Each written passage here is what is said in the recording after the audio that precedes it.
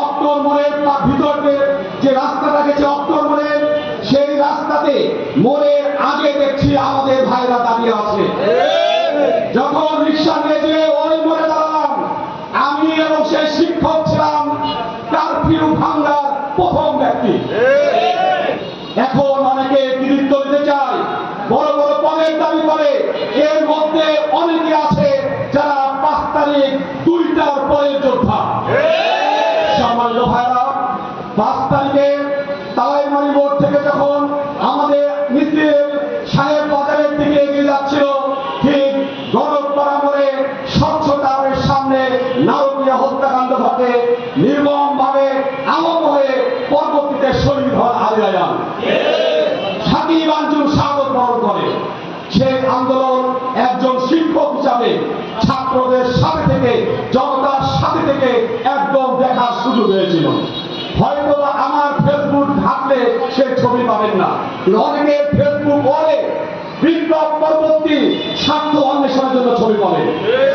সম্মানিত ভাইরা, ফ্যাসিবাদ 4টা অস্ত্র নিয়ে দিকে ছিল।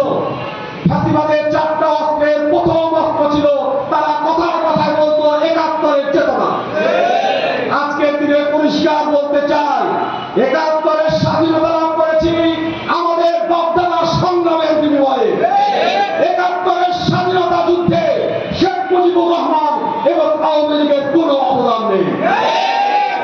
শেখ মুজিবুর রহমানের অবদান নাই এই কারণে, শেখ মুজিবুর রহমান 1971 সালের 25শে মার্চ পুলিশের নিকট স্বেচ্ছায় আত্মসমর্পণ করেছিল।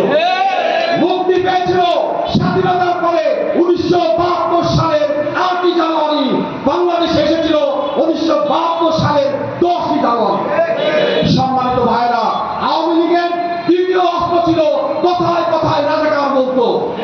বাংলাদেশের ছাত্র সমাজ প্রমাণ করে দিয়েছে যে এই রাজাকার দিয়ে আমাদের আঘাতকর্তা, সেই রাজাকার স্লোগান দিয়ে শেখ হাসিনাকে বাংলাদেশ থেকে বিদায় করে দেওয়া হয়েছে।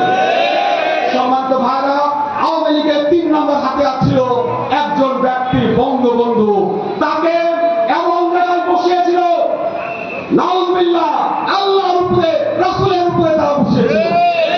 কিন্তু শেখ মুজিবুর রহমান ছিল একজন কর্তৃপক্ষ, মরার সময় তার মুখে সেই কর্মী ছিল। সম্মানিত ভাইরা, তারা কথায় কথায় মৌলবাদ এবং জঙ্গিবাদ বলতো। সেই মৌলবাদ এবং জঙ্গিবাদ স্লোগান তারা চর্চা করত। সম্মানিত ভাইরা, সর্বশেষ আমি একটা কথা বলে শেষ করতে চাই। আজকে 1 জুলাই ফ্যাসিস্ট আওয়ামী লীগ তাদের